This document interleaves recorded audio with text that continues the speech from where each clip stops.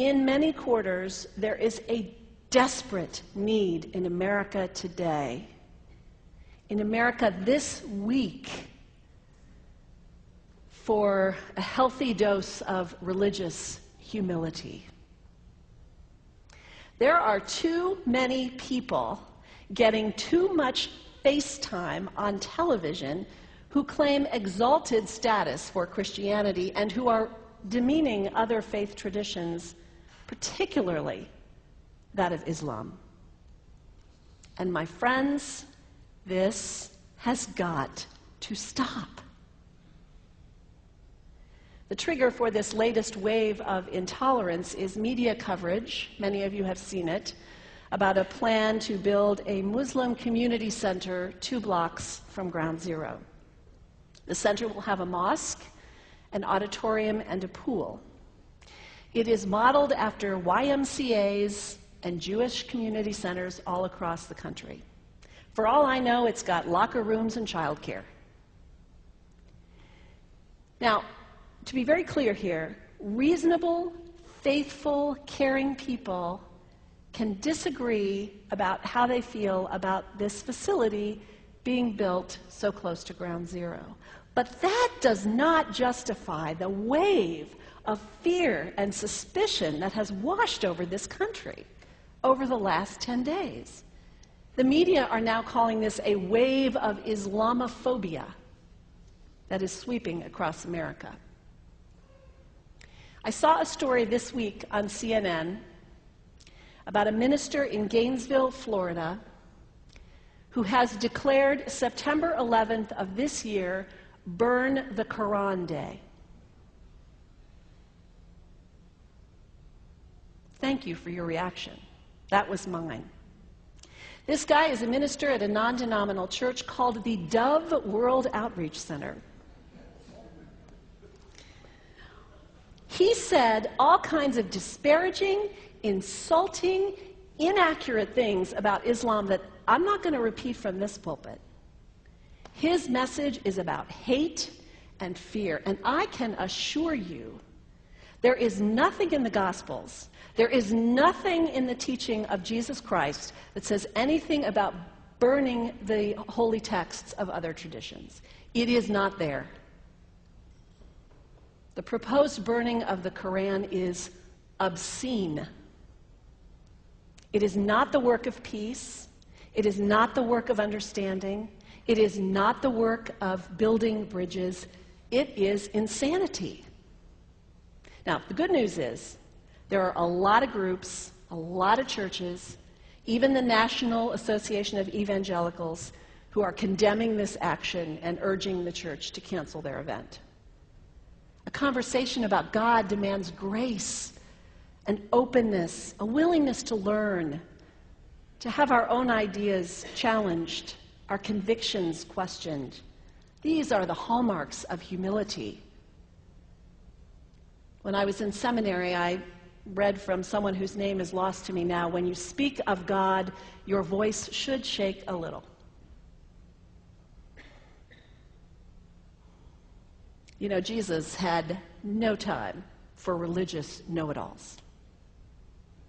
He saved some of his harshest criticism for church leaders, for the Pharisees, the religious leaders who were so certain about who was out and who was in, who was holy and unholy, clean and unclean. Jesus was forever taking all this religious certainty and turning it on its head. And we can only imagine what Jesus would have said about Pastor Terry Jones and his Burn the Quran campaign. I think he would say, this has got to stop. Followers of Islam believe that the Quran is a collection of revelations received by the Prophet Muhammad from God about 1400 years ago. They believe that Muhammad was the last of a series of prophets and teachers and messengers that included Adam, Moses, Jesus, Abraham, all names revered by us as well. The word Islam means peaceful surrender to the will of God. The Quran was written at a time when the Muslim people were being driven from their homes, persecuted, and killed. The Old Testament was written at a time when Jewish people were being driven from their homes, persecuted, and killed. And religious scholars will tell you that most holy scriptures have stories of war and violence in them. Throughout history, most faiths have used these texts to justify violence. And if there's anyone in this room at this moment who's thinking that I've got it wrong, after church today, pull out your Bible and look up Psalm 137. And you'll see that our own text has passages that can make us uncomfortable. But also, like the Bible, the predominant message of the Quran is of peace and care and loving God, justice, care for the neighbor, care for the stranger. In the Bible, we have thou shalt not kill. In the Quran, we have whoever kills another, surely he is killing all of humanity. And whoever saves the life of another, surely he saves the lives of all humanity. These are words of peace, words of faith, words that could save the world if we would take them to heart. The second thing you can do, the next time someone sends you one of those emails demonizing Islam, delete it. Don't forward it. Don't participate in the stereotyping. Don't give in to your fear. It's okay to be a little afraid. We all have those emotions. Just don't give in to it. Don't sign on for it. Don't focus on this tiny group of extremists who commit acts of violence. Focus on the hundreds of millions of Muslim people in the world who are people of faith, whose priorities and concerns and families are not so different from your own. And third, when you think of Muslim people, think of individuals. Think of the professor at Ohio State. Think of the engineer at Honda.